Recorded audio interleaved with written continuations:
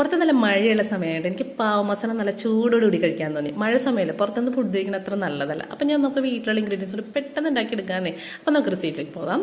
Butter എടുക്കുക, 2 തക്കാളി ചെറുതായിട്ട്, ചെറിയ ക്യാപ്സിക്കം നന്നായിട്ട് വഴണ്ടി വരുമ്പോൾ ആവശ്യത്തിനുള്ള മുളക് പൊടി, മഞ്ഞൾപ്പൊടി, ഉപ്പ്, നമ്മുടെ പാവ മസാല, പിന്നെ കസ്തൂരി മേത്തി, മല്ലിപ്പൊടി മല്ലിയില ഉണ്ടെങ്കിൽ അതും കൂടി ചേർത്ത് കൊടുക്കാം. 2 ഉരുളക്കിഴങ്ങ് പുഴുങ്ങിയെടുത്തിട്ടുണ്ട്, അതും കൂടി ചേർത്ത് മിക്സ് ചെയ്യുക, വെള്ളം ചേർത്ത് എന്നിട്ട് വറ്റിച്ചെടുക്കുക.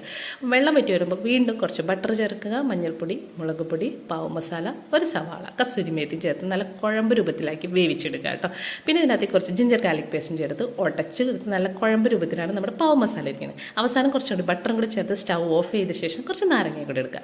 ഇനി അടുത്തായിട്ട് നമ്മുടെ ബൺ റെഡിയാക്കി എടുക്കണം. അതിന് വേണ്ടിയിട്ട് വീണ്ടും കുറച്ച് ബട്ടറും മുളക് പൊടി, മഞ്ഞൾപ്പൊടി, കസ്തൂരി മേത്തി, പാവ മസാലയും ചേർത്ത് സ്പ്രെഡ് ചെയ്ത് കൊടുക്കുക. നമ്മുടെ 2 ബണ്ണ് ചേർത്ത് കൊടുത്ത് നല്ല ചൂടാക്കി എടുക്കുക. നല്ല ചൂടോട് കൂടിയിട്ട് നമ്മളുടെ പാവ മസാല കഴിക്കാൻ റെഡി ആയിട്ടുണ്ട്. നാരങ്ങ പിഴിഞ്ഞ ശേഷം നമ്മുടെ ബണ്ണ് കൂടെ ചേർത്ത് കഴിച്ചാൽ നല്ല അടിപൊളി പാവ